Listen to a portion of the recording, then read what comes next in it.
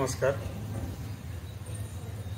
आजकाल वर्तमानपत्र सकाळी उघडलं की आपल्याला नीट विषयी काही ना काहीतरी बातमी दिसते.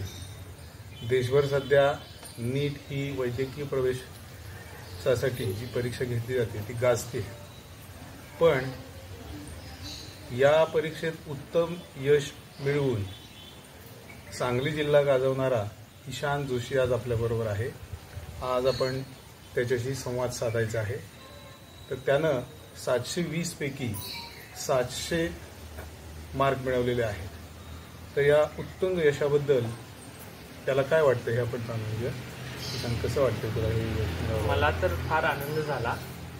पहिली गोष्ट म्हणजे आता आत्तापर्यंत मी आता संजय घोडावत ऑलिम्पिक स्कूलला शिकायला होतो 8वी ते 10वी, आणि त्यानंतर माझं कॉलेज हे पण संजय घोडावत ऑलिम्पिक स्कूलचं अकॅडमी होतं. त्यामुळे आमच्या कॉलेजमध्ये आत्तापर्यंत तरी हायएस्ट स्कोर जो काही झाला होता तो 680 किंवा 90 पर्यंतच होता.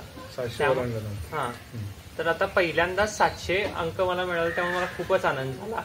दुसरी गोष्ट म्हणजे मला केव्हाही माझ्या हे चाचणी परीक्षेत किंवा ह्याच्या आधीच्या कुठल्याही तशा सॅम्पल पेपर्समध्ये तर केव्हाही 650 किंवा 660 एवढेच मार्क पडायचे. पण फायनल नीटच्या पेपरात मला पेपर जास्त म्हणजे आमच्या कॉलेजनं प्रॅक्टिस करून घेतली, त्यामुळे मला 700 गुण पडले. तर पुन्हा एकदा तुझं अभिनंदन. या यशाविषयी तुझ्या आईवडिलांना, आजी आजोबांना कसं वाटलं किंवा त्यांना काय तुझ्या यशाबद्दल मत आहे त्यांचं? सगळ्यात प्रथम आईबाबांना तर फार आनंद झाला. कारण का मला आपल्या स्कूलच्या किंवा कॉलेजच्या पेपरात तसे असे सारखे गुण पडायचे, 620 to 650 किंवा 660-70 पर्यंत मार्क पडायचे. कारण का आमचा पेपर आता फुल सिलेबस असायचा 11वी 12वी दोन्ही वर्गाचा. पण त्यानंतर आईबाबांना तर फार आनंद झाला, कारण का त्यांना वाटत होतं की एवढेच सिमिलर मार्क पडतील, पण एक 20-30 मार्क जास्त पडले आणि त्याचा फायदा 100% रँकमध्ये आपल्याला झालाच.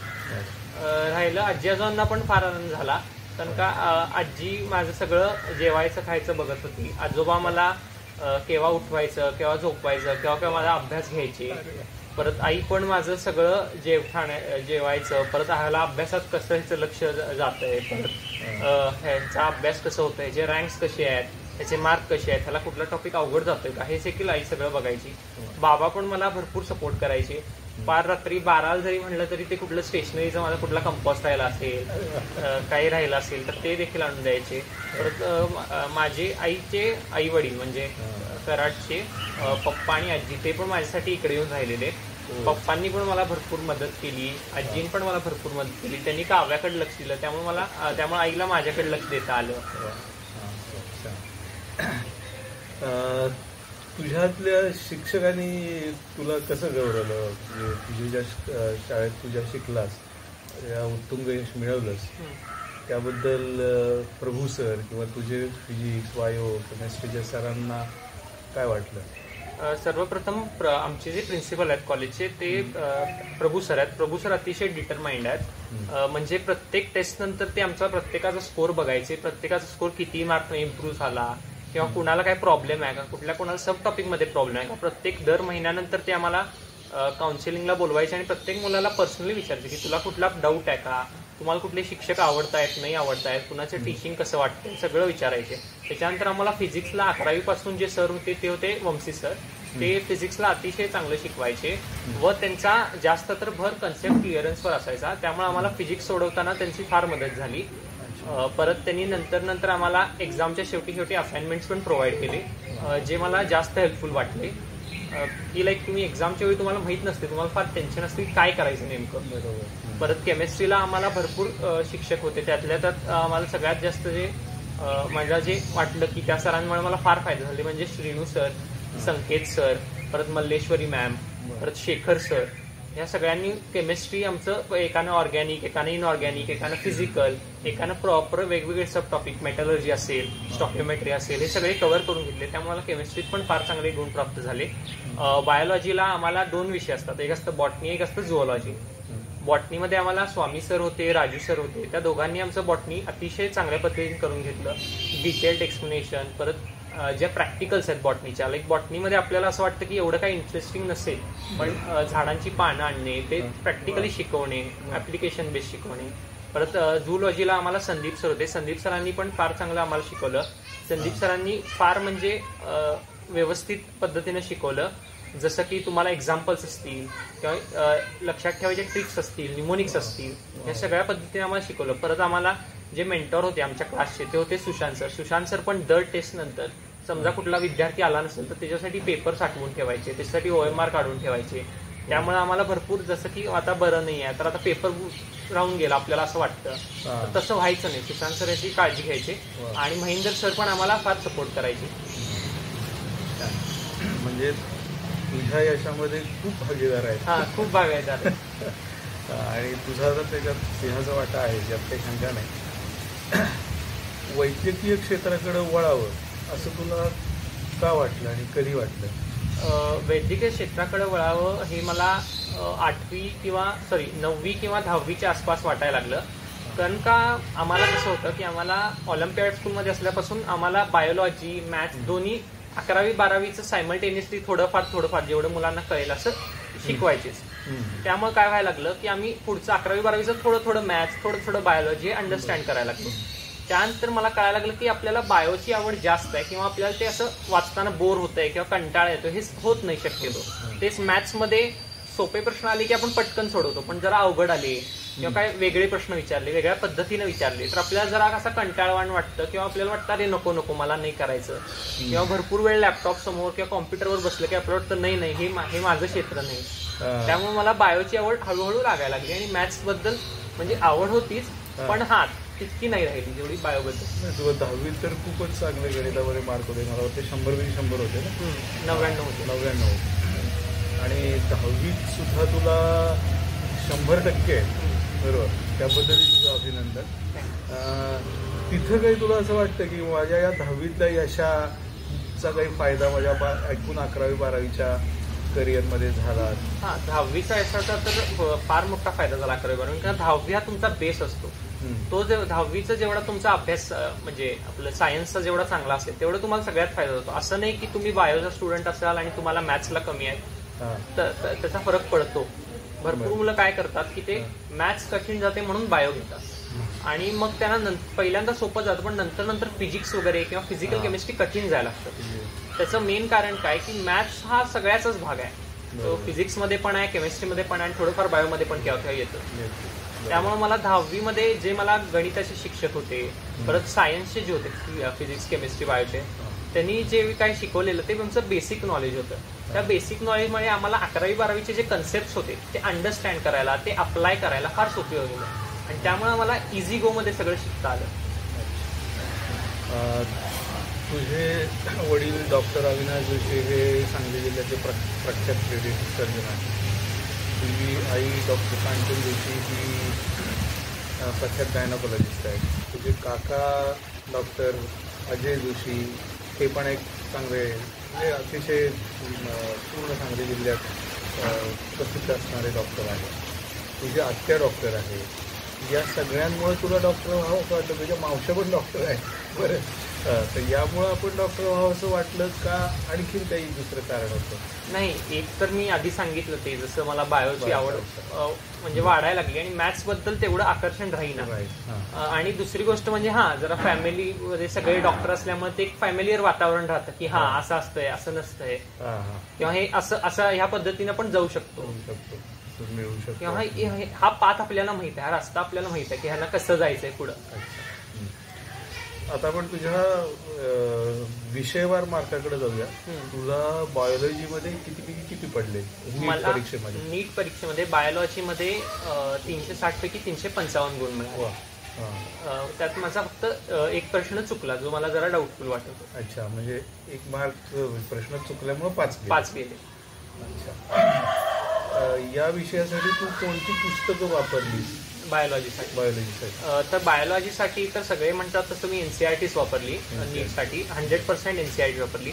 त्या व्यतिरिक्त आपण काही बघायला गेलं ज्या महत्वाच्या पुस्तकं आहेत, ज्या मला असं वाटलं की हे एक माझ्यासाठी गेम चेंजिंग फॅक्टर होत्या, तर त्यामध्ये एक येतं की पियर्सन बायोलॉजी, Pearson. पियर्सन पब्लिकेशनचं. हा. दुसरं आर्यन पब्लिकेशनचं मास्टर द एनसीआरटी, आणि एमटीजी फिंगर टिप्स एक आहेच. आणि त्यातला तर जे कुणाला शक्यतो माहित नाहीये पुस्तक ते म्हणजे बायोहॅक बाय पार्थ गोयल. हा, ते बायोहॅक पुस्तक फार मला छान वाटलं, कारण का त्याच्यामुळे काय झालं की भरपूर असे लहान लहान लहान लहान गोष्टी होत्या ज्या आपण सारख्या विसरायचो, की आपल्याला वाटायचं अरे हे विचारणार नाही, हे केव्हाच येणार नाही, पण त्या पण आपण लक्षात ठेवायला लागलो. ते फार मला फायद्याचं राहिलं. म्हणजे बायोलॉजीला एक 40 ते 50 मार्क, ते पण 320 ते 360 मध्ये तुम्ही रेंजमध्ये असाल तर कसे फास्ट वाढतील, तर ते बायोहॅकमुळे तुमचे फार व्यवस्थित वाढू शकतात. गोयल, हा, पार्थ गोयल. अच्छा.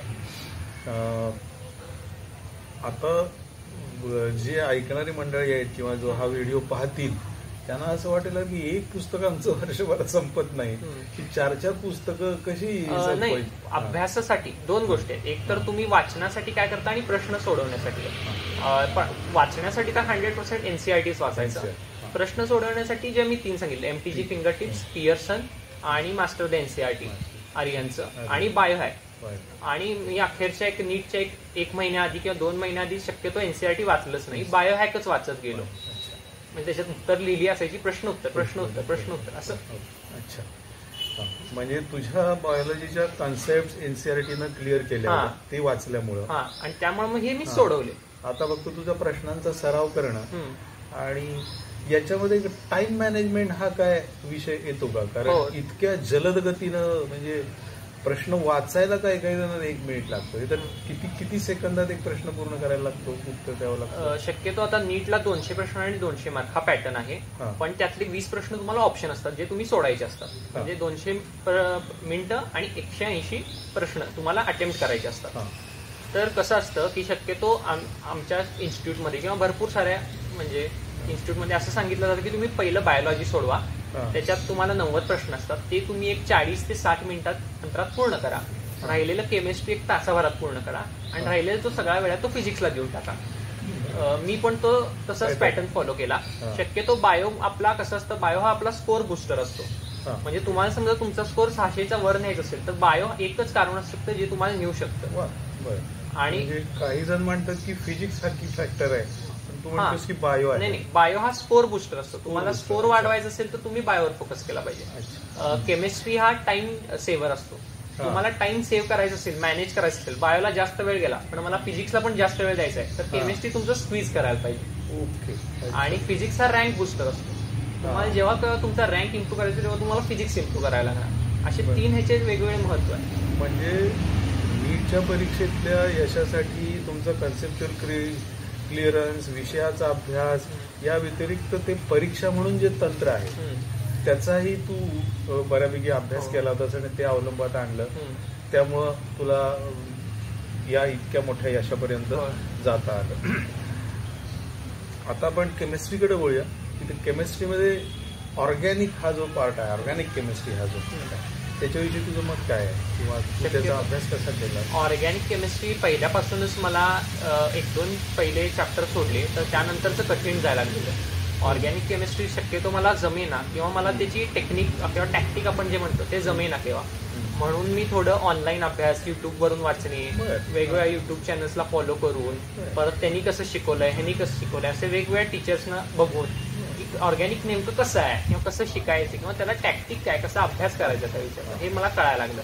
ऑर्गॅनिक केमिस्ट्री नंतर मला फार इझीमध्ये जमायला लागलं. ऑर्गॅनिक केमिस्ट्री शक्यतो कसं असतं की ते व्होलाटाईल असतं. व्होलाटाईल म्हणजे तुम्ही सारखं ते रिव्हिजन करत राहावी लागते. एकदा तुम्ही रिव्हिजन राहिली की तुम्ही हळूहळू विसरत जाता. तर मेन ऑर्गॅनिक केमिस्ट्री एकदा तुम्हाला जमायला लागलं की ते तुम्हाला जमत जातं. हा त्याचा एक प्लस पॉईंट आहे. आणि शक्यतो जास्त काही त्रास होत नाही, मार्क इझिली मिळून जातं. पण ते वारंवार वारंवार करायला लागतं. आता आपण जो मुख्य विषय आहे की ज्याची लोक धास्ती घेतात तो म्हणजे फिजिक्स. तर तुला अशी काही फिजिक्सची धास्ती होती का 11वी-12वी मध्ये, का इझी गोईंग होतं? फिजिक्सची धास्ती तर तशी काही जास्त नव्हती. म्हणजे मला फिजिक्स बद्दल फार आवड होती लहानपणीपासून. मी लहानपणी कुठले इलेक्ट्रिकचे प्रयोग केले असतील, मोटारी, परत मोटरची गाडी तयार केली, कारंजा तयार केला, बेल तयार केली, बझर तयार केली, म्हणजे रिमोट कंट्रोल कार, परत ते मेटरी मागवून बॅटरी लावून लाइटिंग डेकोरेशन काय असेल. अशामुळे मला फिजिक्स बद्दल अशी भीती तर नव्हती, पण हा असं एक होतं की ह्या ज्या गोष्टी आहेत ते सगळ्या प्रॅक्टिकल आहे. अफिनिटी होती उलट, म्हणजे भीतीपेक्षा अफिनिटी आकर्षण होती. होतं. पण मला ह्याच्या मागचं तेवढं तंत्रज्ञान माहित नव्हतं. लाईक पेन आणि पेपरवर काय चालतं, आयडियाज कशा डेव्हलप होतात, हे सगळ्या प्रॅक्टिकल गोष्टी आहेत मी ज्या केल्या त्या. त्याच्या मागचं सायन्स मला एवढं व्यवस्थित माहित नव्हतं, जे मला 11वी परत व्यवस्थित कळालं. परत फिजिक्स आपण रँक बुस्टर म्हणतो. कसं होतं, सगळ्या मुलांना शक्यतो 80 ते 90% मुलांना केमिस्ट्री आणि बायोमध्ये चांगले मार्क मिळून जातात. म्हणजे 1-2 वर्ष चांगला अभ्यास केल्यानंतर हमखास त्यांना थोडेफार चांगले मिळून जातात. पण फिजिक्समुळे तो डिफरन्स क्रिएट होतो, तो रँक वेगवेगळे तयार करतो. फिजिक्समध्ये बघायला गेलं तर तुम्हाला पहिलं कन्सेप्ट क्लॅरिटी लागते. त्याच्याशिवाय तुम्ही प्रश्न सोडवायला गेला तर तुम्हाला ते जमत नाही तेवढं. एकदा कन्सेप्ट क्लॅरिटी आली की तुम्ही विविध प्रकारचे प्रश्न, जसं की एका फॉर्म्युलावर हजारो टाईपचे प्रश्न विचारले जाऊ शकतात. ते तुम्हाला एकदा जमायला लागलं की तुम्हाला फिजिक्स इझी गो मध्ये कळायला लागतं. बरं, म्हणजे फिजिक्सचा अभ्यास करत असताना तुला कसं की आजोबा तुझे MSc फिजिक्स होते, त्यांनी तुझ्या या आवडीला खतपाणी घातलं असेल, वेगवेगळ्या साहित्य असेल, तुझ्या त्या उद्योगाला किंवा काय उपद्व्यापाला म्हणलं की सगळ्याला. पण त्याचा हा फायदा तुला इथं झाला की जरूर अफिनिटी क्रिएट झाली किंवा अशी भीती राहिली नाही त्या विषयाबद्दल. मी ऐकून होतो. दुसरं की फिजिक्सचा कन्सेप्ट क्लिअर झाला की तुमची मॅथमॅटिकल ऍप्टिट्यूड ज्याला म्हणतात, म्हणजे त्याच्यामध्ये गणित हा तुम्हाला त्याचे नुसतं कन्सेप्ट क्लिअर असून चालत नाही, कारण त्याचे तुम्हाला गणित सोडवावेच लागतात. तर मला वाटतं की कन्सेप्ट क्लिअर झाली की तुला असं जाणवलं की आपल्याला गणित सोडवणं सोपं जाते. म्हणजे कन्सेप्ट कळली तर फॉर्म्युल्यात हे काय आहे ते काय आहे आणि कुठलं कधी वापरायचं, कसं फिरवायचं. काही गोष्टी अशा असतात की ज्या तुम्हाला प्रश्नांमध्ये दिलेल्या नसतात. उदाहरणार्थ जी दिलेला नसेल तो घ्यायचा असेल, किंवा कम्युनिकेशन सॅटेलाइट म्हटले की दिलेलं नसतं, त्याचा पिरियड ऑफ रिव्होल्युशन 24 आवर घ्यायचा असतो. तर ह्या कन्सेप्ट ज्या आहेत त्याचा वापर तुला झाला किंवा त्याचा होतो का, किंवा अशा कन्सेप्टचा वापर आपल्याला नीट परीक्षेच्या प्रश्नपत्रिका सोडवताना करावा लागतो का? नीटची प्रश्नपत्रिका तर नीट ही सेंट्रल गव्हर्नमेंटची एक्झाम आहे, त्यामुळे शक्यतो जीची व्हॅल्यू किंवा काय जे एक्स्ट्रा व्हॅल्यूज असतील ते देऊन ठेवतात, पायची व्हॅल्यू वगैरे किंवा कॅल्क्युलेशन, पण ते उत्तर पण अशीच देऊन ठेवतात की तुम्हाला शक्यतो करायला नाही लागणार. पण त्याचा मला फायदा तर झालाच. एक तर आमच्या शाळेत व्यवस्थित ते करून घ्यायचे, त्यामुळे माझे फिजिक्सचे प्रश्न किंवा आम्हाला केव्हा केव्हा सांगितलं असायचं, अरे ऑप्शन मध्ये समजा 9.8 घेऊन सगळी उत्तर असतील, जसं 9.8, 4.9, 2.25, 19.8 अशी ऑप्शन असतील. याचा अर्थ आहे की जी 9.8 घेतलाय आणि तेच 10, 20, 40 अशी उत्तर असतील, म्हणजे जी 10 घेतलाय. हे जे कन्क्लुजन आहे हे मला भरपूर प्रॅक्टिस नंतर समजायला लागलं. म्हणजे थोडक्यात एक तर्क तुमचा विकसित झाला का, लॉजिक ज्याला आपण म्हणतो की 3.14च्या टॉईस 6.28 येते, अशा ज्या काही गोष्टी आहेत त्यापैकीच एक उत्तर काहीतरी असतं. ते सगळं हे प्रॅक्टिसनं डेव्हलप झालं. जसं केव्हा केव्हा असं व्हायचं की एक प्रश्न एवढा वेळा सोडवायला असायचा की त्याचं ऑप्शन बघितल्यावर प्रश्न कळायचा की काय विचारलंय. तर आता आपण फिजिक्सच्या फ्लो मध्ये आहोत, तर फिजिक्ससाठी तू इतर काही म्हणजे एनसीईआरटीचं पुस्तक वापरलंस का, तुम्हाला काही वेगळ्या नोट्स दिल्या होत्या त्याचा वापर झाला संजय घोडावत ऑलिम्पियाड स्कूलमध्ये, का तू जसं पियर्सन वगैरे हे जे काही पब्लिकेशन्स किंवा MTG सांगितली तसं काही आणखीन पूरक सप्लिमेंटरी बुक्स काही? फिजिक्ससाठी तर सगळ्यात पहिल्यांदा नोट्स बघायला गेला, म्हणजे ज्याचं वाचन करून आपल्याला कन्सेप्ट क्लॅरिटी घ्यायची ते तर आमच्या सरांच्या नोट्स होत्या, व त्यांनी क्लासमध्ये जे काही एक्सप्लेनेशन दिलं असेल, आमच्या क्लासमध्ये एक्सप्लेन केलं असेल त्या नोट्स. आणि त्यासोबत समजा आपल्याला असं वाटलं की मला जरा अजून डिटेलमध्ये समजून घ्यायचंय किंवा अजून मला क्लॅरिटी पाहिजे ह्या कन्सेप्टवर, तर शक्यतो सिंगेज पब्लिकेशनचं एक पुस्तक होतं जे आम्ही थोडंफार वाचायचो कन्सेप्ट क्लॅरिटीसाठी, आणि किंवा ॲलनचं डिस्टन्स लर्निंग कोर्सेसचे जे बुक्स असतात ते रिफर करायचो कन्सेप्ट क्लॅरिटीसाठी. सॉल्व्हिंगसाठी बघायला गेलं तर परत शाळेचं संजय घोडावतचं मटेरियल, ॲलनचं परत पुस्तक आणि सिंगेज, आणि त्यासोबत एक्स्ट्रा सप्लिमेंटरी आमचे सर 20 प्रश्न किंवा 10 प्रश्न अशी असाइनमेंट तयार करून द्यायची.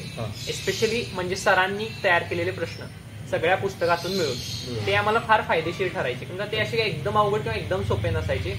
बरोबर म्हणजे त्या मुलाला कळालंय का नाही हे टेस्ट करणारे ते प्रश्न असायचे. म्हणजे तुम्ही कुठल्या पुस्तकातला अभ्यास करून पाठ केलाय आणि त्याचं उत्तर लिहिलं तर ते कळलंय की नाही याची काही मतलब नाही, पण काही गोष्टी समजल्यात का नाहीत हे चेक तुमचे सर वेगळे प्रश्न काढून तपासायचे की ज्याचा फायदा तुला नीटमध्ये झाला. Very good.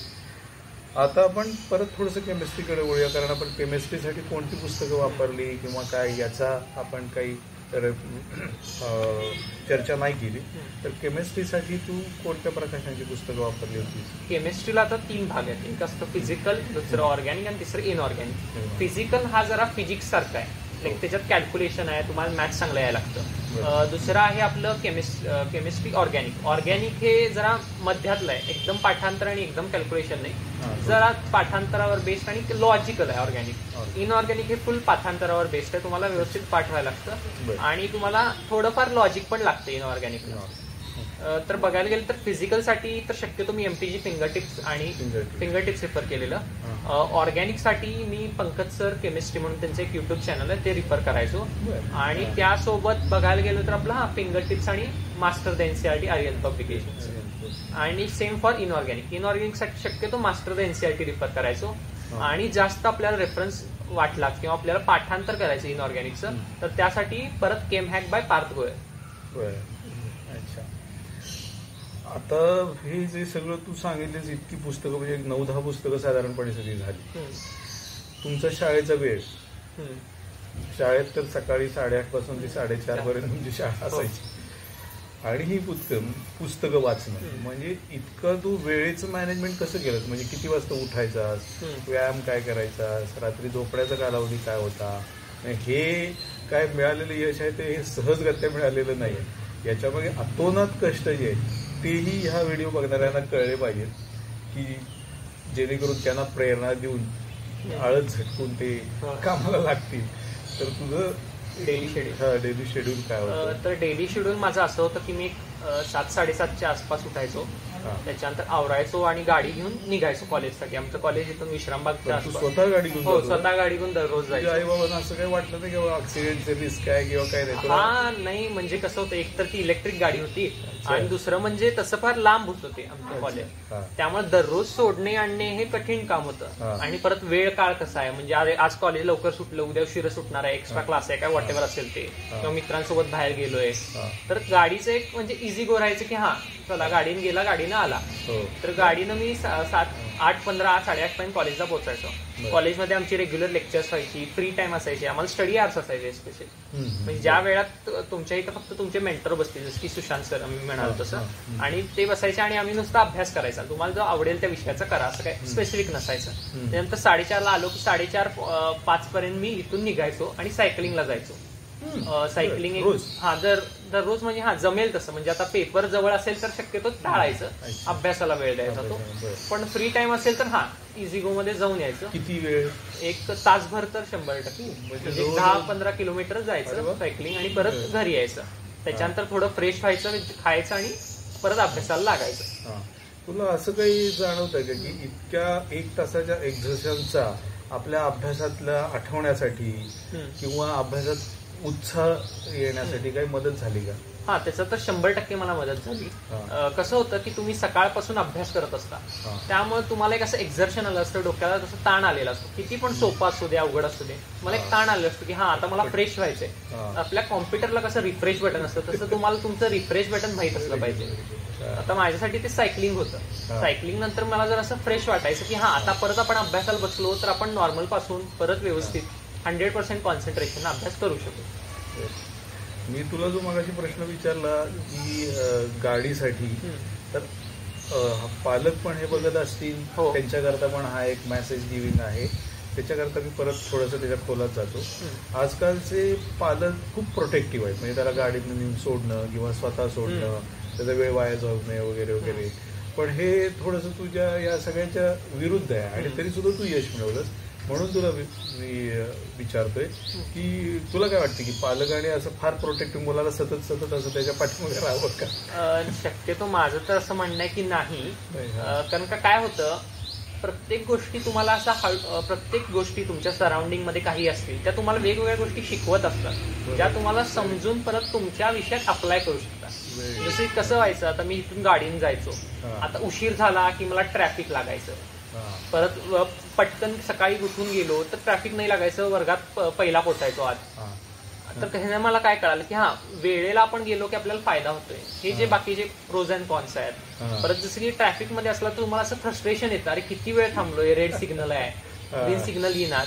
तर अशा टेन्शनच्या वेळी किंवा अरे मला गडबड झाली तर हे कसं मॅनेज करायचं, कसं आपलं डोकं शांत ठेवायचं हे असेल. किंवा आता गाडीच्या संदर्भात असंच नाही, पण हा किंवा ऍक्सिडेंटची पण रिस्क राहते, ते पण आहेच. पण आता दरवेळी तर तुम्ही सगळं 11वी-12वी करू शकत नाही. आता तुमची 10वी झाली, 10वी नंतर तुम्ही शक्यतो असे फ्री असता की तुम्ही इंडिपेंडेंटली सगळ्या गोष्टी करू शकता, स्वतःचे निर्णय स्वतः घेऊ शकता आणि स्वतः काही गोष्टी शिकू शकतात, त्याचा मोठा फायदा होतो. किंवा कसं कसं काय होतं की आता अरे माझा आज एक्स्ट्रा क्लास आहे, बाबांना सांगायचं राहिलं, फोन करून सांगा, अरे मी थांबलोय, माझे सगळे मित्र निघून गेले, ते वाट बघत बसलोय, हे जे अशी आपला वेळ निघून जातो तो शक्यतो जात नाही. बरोबर. तर मग तू सांगितलंस की 1 तासभर सायकलिंग आणि सायकलिंग नंतर मग परत तुझं किती वाजेपर्यंत असायचं? सायकलिंग मी 5:30-6 पर्यंत घरी पोहोचायचो. 4:30 नंतर 6ला पोहोचलो की 6:30-7 पर्यंत मी फ्रेश होऊन 7च्या आसपास अभ्यासाला बसायचो. 7 ते 9 अभ्यास करायचा. त्यानंतर जेवण करायचं 9:30 पर्यंत आणि मग परत अभ्यासाला बसायचं. एक 10, 11, 12 जास्त 12:30, 1. अच्छा. पण म्हणजे 10:30 आठवड्यातले किती दिवस आणि 1 किती दिवस? ते शक्यतो माझ्या असं प्लॅनवर मी ठरवायचो की मी घरी आल्यावर असं लिस्ट काढून ठेवायचं, आज मला हे हे हे हे हे करायचंय, फिजिक्स मधला हा अभ्यास करायचा, केमिस्ट्रीतला हा करायचा, बायोचा हा करायचा. मग तो संपस्तोपर्यंत किती वेळ लागतोय तो पण करायचा. माझं शक्यतो असं टार्गेट असायचं की तो संपवायचा आहे, ना की किती तास अभ्यास करतोय. Very good, very good. म्हणजे नाही आता 10:30 वाजलेत, आपली झोप 6 तास मिळायला पाहिजे आणि आता झोपा, असं नाही केलं आपण. जे अभ्यासाचं टार्गेट ठरवलेलं आहे ते टार्गेट कम्प्लीट झाल्यानंतरच झोपायचं. बरोबर. म्हणजे खूप तू छान सांगितलंस की आजकाल आपण ते घड्याळ बघून अभ्यास करतो, तसं ते करायला पाहिजे. तसं केलं तर काही नाही. तसं केलं की काय होतं, केव्हा तुमचं 10:30च्या आधी संपतो, तुम्ही खुश होता अरे झाला, पण केव्हा 10:30 पेक्षा जास्त पण तुम्हाला वेळ लागू शकतो. बरोबर. पण याचा काही तुझ्या झोपेच्या सायकलवरती परिणाम किंवा? ह्याचा शक्यतो माझ्या केव्हा झोपेच्या सायकल महिन्यातून 1दा किंवा 2दा मला केव्हा कमी झोप असल्यामुळे लवकर आजारी पडलोय किंवा आपली इम्युनिटी कमी झाली असं व्हायचं. पण मी शक्यतो ट्राय करायचं की ते मॅनेज करू. म्हणजे एक दिवस जरा सायकलिंगला जायचं नाही, त्यावेळी हा अभ्यास कम्प्लीट करायचा किंवा क्लासमध्ये पण थोडाफार ब्रेकमध्ये वेळ मिळाला तर तो तिथे कम्प्लीट करून टाकायचा. खूप छान माहिती दिली तू. आता ह्या माझ्या प्रश्नाव्यतिरिक्त तू आपले जे काही पाहणारे वर्ग आहे त्यांना तू आणखी स्वतः काय सांगू इच्छितोस? स्वतः मी सांगायला गेलं तर पहिली गोष्ट म्हणजे भरपूर मुलं किंवा स्टुडंट्स असतील, त्यांचे पॅरेंट्स असतील, मला हा प्रश्न विचारतो तू किती तास अभ्यास करतोस, किंवा त्यांचं असं कॅल्क्युलेशन असतं की हा एवढे तास अभ्यास केला की हे मार्कमध्ये कन्वर्ट होतं. तर तसं काही नाहीये. माझं तर असं म्हणणं आहे की तुम्ही 11वी-12वी 24 तास अभ्यास केला पाहिजे आणि तुम्ही हे ठरवलं पाहिजे किती तास नाही करायचा. हे तुमचं कळायलाच पाहिजे. 8 तास मी झोपणार, मग 16 तास राहिले, त्यातले 2 तास मी अभ्यास नाही करणार, व्यवस्थित टाइमपास करणार किंवा फिरून येणार, खेळणार, काही असेल, झोपणार. अजून 2 तास गेले, राहिले 14 तास. मग 14 तासातले मला 4 तास फ्रेश व्हायला, आंघोळीला, जेवणाला गेले, मग मी 10 तास अभ्यास करणार. असं रिव्हर्समध्ये तुम्ही कॅल्क्युलेशन केलं पाहिजे. 11वी-12वी जे आता जे पेपर्स आहेत, नीट असेल, जेई असेल, सीट असेल, हे सगळे कॉम्पिटिटिव्ह एक्झाम्स आहेत. हे ह्यावर निर्भर नाही करत की तुम्ही किती मार्क पाडले, हे ह्यावर निर्भर करतं की किती लोकांच्या पेक्षा जास्त मार्क तुम्ही पाडले. बरोबर. त्यावर तुमचे रँक्स ठरून तुम्हाला कॉलेजला ऍडमिशन मिळते. त्यामुळे जेवढं तुम्ही कराल तेवढं ते कमीच आहे. बरोबर. आता मी परत त्या तू जे म्हणालास की हे कॉम्पिटिटिव्ह एक्झाम आहे, मी असं निरीक्षण केलंय की काही मुलं दुसऱ्याला किती मार्क मिळालेत वगैरे याचा फारसा विचार करत नाही. त्यांचं स्वतःच असं डिटर्मिनेशन असतं की मला की बाबा 720 पैकी किती पडले पाहिजे म्हणजे कोणत्या कॉलेजला मिळेल किंवा मी काहीतरी असं असतं. तर तू तसं केलंस की बाबा काय माझ्या बरोबरचे माझ्या वर्गातले जे काही स्पर्धक आहेत माझे त्यांच्या मी सतत पुढे जाऊ मागं पडतोय किंवा असं का तुझं स्वतःच मला इतके मार्क पडले पाहिजेत आणि मला ते मिळत आहेत असं होतं? म्हणजे तुला शक्यतो माझा अप्रोच असा होता की आपण मॅक्सिमम स्कोर करायला ट्राय करायचं, म्हणजे 720 पैकी 720 पाडण्याचा प्रयत्न करायचा. कसं होतं, एका टेस्टला माझा एक मित्र पहिला येतो, आपल्या पुढे जातो, दुसऱ्या टेस्टला तो मागं राहतो, वेगळाच मित्र पुढे जातो, आपण मागं पुढे कंटिन्युअस फ्लक्च्युएशन्स होत असतात किंवा शफलिंग होत असतं. एकदा हा मित्राला पडतात, एकदा मला पडतात, एकदा ह्याला पडतात, असं कंटिन्युअस होत राहतं. त्यामुळे तुम्ही एका मित्राशी कॉम्पिटिशन करताय का त्याच्याला त्याच्यापेक्षा जास्त पडले का कमी पडले हे बघताय, तर त्याला काही अर्थ राहत नाही शक्यतो. ही एक मोठी लॉंग रेस आहे. तर तुम्ही एक असं 2 वर्ष हेच करत बसला तर तुम्हाला तेवढा फायदा नाही होणार. तुम्ही शक्यतो तुमची कॉम्पिटिशन 720 सोबत ठेवली पाहिजे की 720 पैकी मला किती पडले, मला काय इम्प्रुव्हमेंट केली पाहिजे की मी त्याच्या अजून जवळ पोहोचतोय.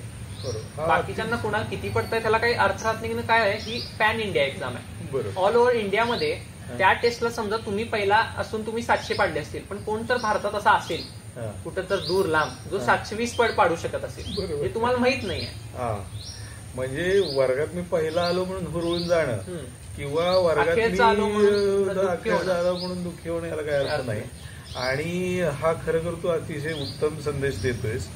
आजकाल पालक काय करतात की त्यांना समजा 360 त्याची काही पहिली टेस्ट आहे, त्या 360 पैकी त्यानं 300 पाडले तर लगेच त्याला विचारतात हा मग हायेस्ट कितीच आहे, हा किंवा मग तुझ्यावर किती आहे, मग तुझी रँक किती आहे, असे जी काही हे आहे. असं तुला काही जाणवलं की वडील किंवा आई किंवा असं काही याचं असं हे होतं? आई वडिलांनी तर मला केव्हाही असं विचारलं नाही की तुझ्या वर किती आहेत, तुझ्या खाली किती आहेत. त्यांनी शक्यतो सांगितलं की हा एक चांगले गुण फक्त प्राप्त कर तू, असं काही एकदमच पहिलाच आला पाहिजे किंवा एकदम टॉप 10 मध्येच पाहिजे असं काही नाही, पण हा गुड मार्क्स ज्यानं आपल्याला एक गव्हर्नमेंट मेडिकल कॉलेज मिळेल.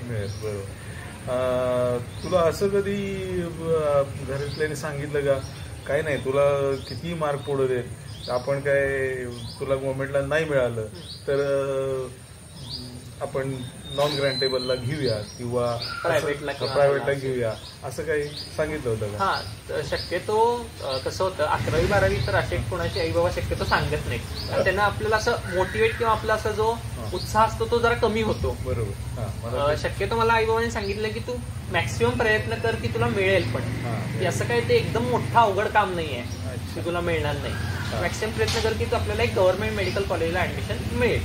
पण तेव्हा काय होतं, समजा तुम्ही भरपूर टेन्शन घेत असाल, मला वाटतं अरे असं माझं कसं होणार, आपल्याला कसे मार्क पडणार, किंवा आता प्रत्येक टेस्टमध्ये तुम्हाला 540, 560, 570, 600, 630 या रेंजमध्येच तुम्ही फिरत असाल तर तुम्हाला एक टेन्शन राहतं आजकालच्या वेळेस की अरे आपलं गव्हर्नमेंटला होईल का नाही. केव्हा केव्हा आई बाबा म्हणायचे की तू जास्त टेन्शन घेऊ नको, तुला मिळेल. पण मी तुझ्या आजोबांशी चर्चा करताना असं मला कळालं की काही नाही, तू गव्हर्नमेंट मेडिकललाच मिळवलं पाहिजेस. कारण त्यांनी दुसरा पण एक किस्सा सांगितला की तुझ्या काकांच्या आणि तुझ्या वडिलांच्या बाबतीतला की इतर जण ईबीसी त्या काळात भरत होते, पण त्यांनी ती ईबीसी भरून म्हणजे फी भरून प्रवेश घेतला. कारण त्यांचं म्हणणं असं होतं की आपण ज्यावेळी फी भरून प्रवेश घेतो त्यावेळी आपण कष्ट करत राहतो, आणि तसं तुझ्यासमोर पण काही नाही, गव्हर्नमेंट मेडिकलला तुला मिळवायचं आहे म्हटल्यावर त्या पद्धतीनंच आपण एक तयारी करत राहतो. मला वाटतं या मानसिकतेचाही उपयोग होतो. जसं आहे की आपण एम हाय ठेवला की आपण अचीव्ह पण हाय करतो. आपण लो एम ठेवला की आपण असं एम ठेवलं की हा 600 मिळाली बास झालं, तर आपण अचीव्ह करताना एक 560, 570 पर्यंत राहून जातो. आपण एम जास्तीत जास्त हाय ठेवला पाहिजे. म्हणजे तो शेवटी एम आहे, ते तुम्हाला मिळेल नाही मिळेल ते तुमच्या हातात नाही. बरोबर. आता तुला कोणतं कॉलेज साधारण मिळेल असं वाटतं मिळवायचं आहे? आता माझ्या रँकला शक्यतो मला महाराष्ट्रात बघायला गेलं तर सगळेच कॉलेजेस मिळत आहेत. त्यातल्या त्यात महाराष्ट्राचं टॉपमोस्ट कॉलेज म्हणजे state GS government medical college आणि केईएम हॉस्पिटल. त्यात मी शक्यतो प्रयत्न करणार आहे ऍडमिशन घ्यायची.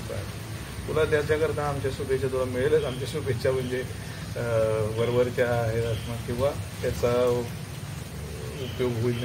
आधीच यश मिळवलेलं आहे त्याचं काही, तरी पण तुझ्या पुढच्या एकूण भवितव्यासाठी आमच्या सगळ्यांच्या शुभेच्छा आहेत.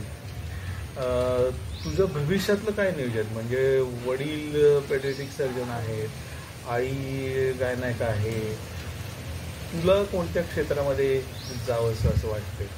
मला आत्ता बघायला गेलं तर आत्ता मी असं फ्युचरचा तेवढा फार विचार केलेला नाही.